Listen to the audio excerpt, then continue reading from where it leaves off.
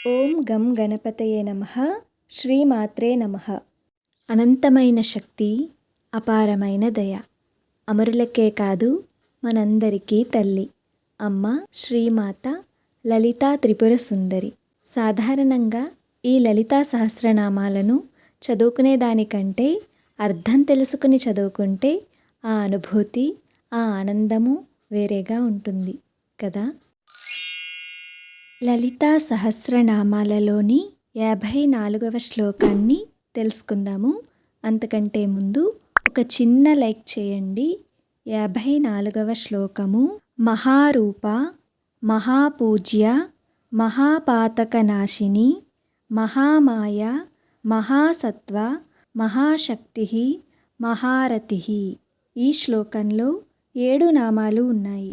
212వ నామము మహారూప అంటే గొప్పది, విశిష్టమైన, ఎంతో మహిమాన్వితమైన రూపము కలది జగన్మాత అని అర్థము. మహారూప అంటే అపారమైన, విశిష్టమైన, సరిహద్దులు లేని స్వరూపము. అంటే ఆ తల్లి ఒక్క రూపంలో కాదు, ఈ విశ్వమంతా అమ్మ రూపమే.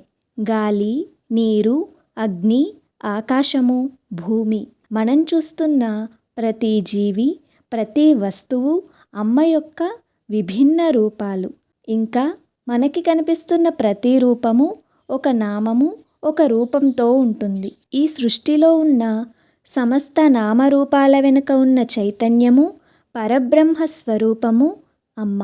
ఎలా అయితే అలలు వేరువేరుగా కనిపించినా అవన్నీ మహాసముద్రంలోనివే కదా, అలానే అన్ని రూపాల వెనుక ఉన్న సత్యము ఆ తల్లియే. ఇంకా అమ్మ కళ్ళు మూసి తెరిచే లోపులోనే ఈ ప్రపంచంలో సృష్టి లయము జరిగిపోతాయి.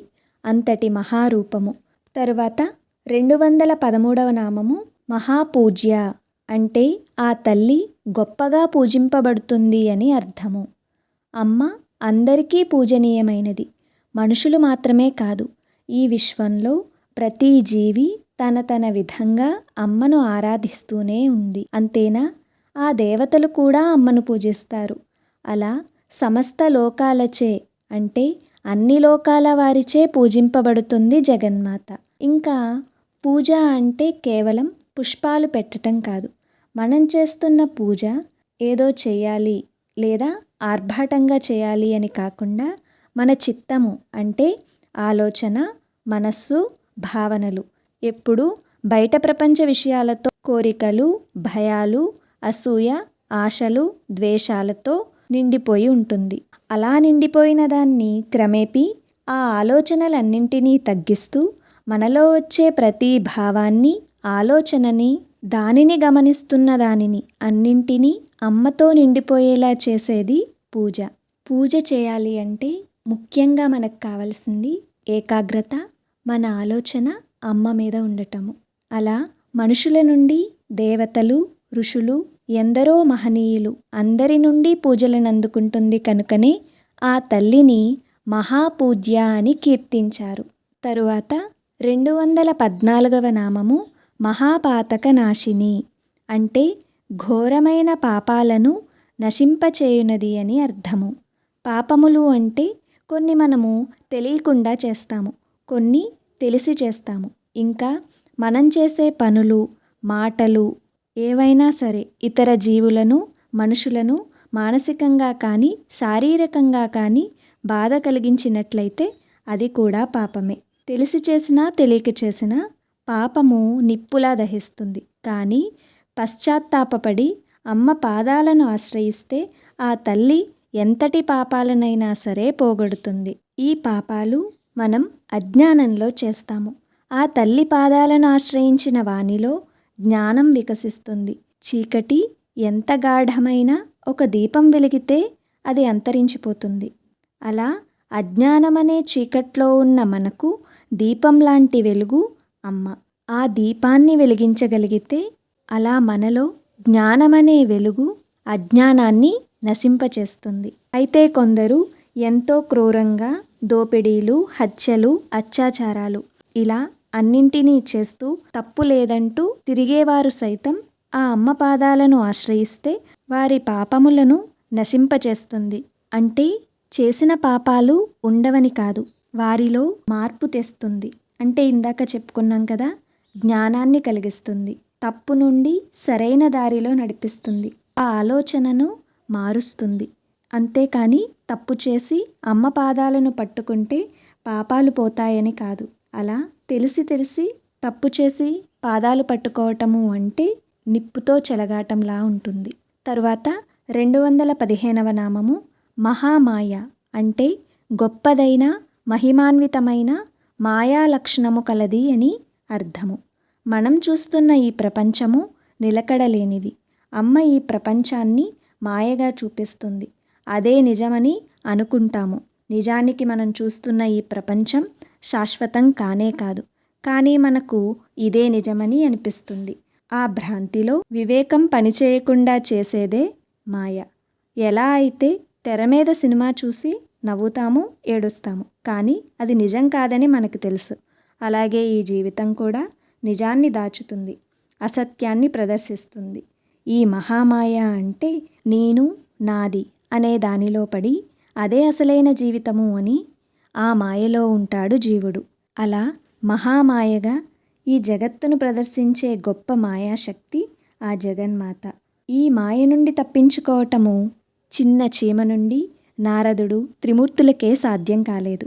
ఎప్పుడైతే ఇదంతా మాయ అని అర్థం చేసుకున్న వారికి ఇదంతా అమ్మ లీల అని అర్థమవుతుంది.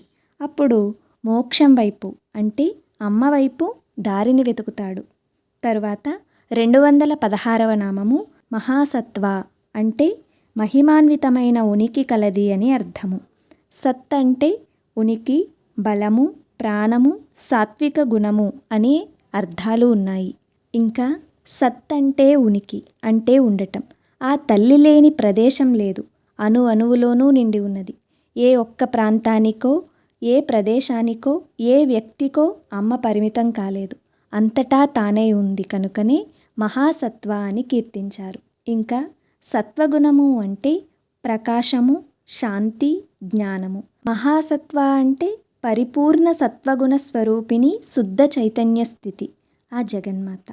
ఇంకా మనిషిలో సత్వ, రజో, తమో గుణాలు ఉన్నప్పటికీ మాయలో పడి రజో తమో గుణాల వల్ల మూర్ఖంగా ప్రవర్తిస్తాడు. కానీ నిజానికి మనసు పూర్తిగా నిర్మలమైనప్పుడు ఆ మాయ నుండి బయటపడి మహాసత్వగా అంతటా ఉన్న అమ్మను దర్శించగలుగుతాడు.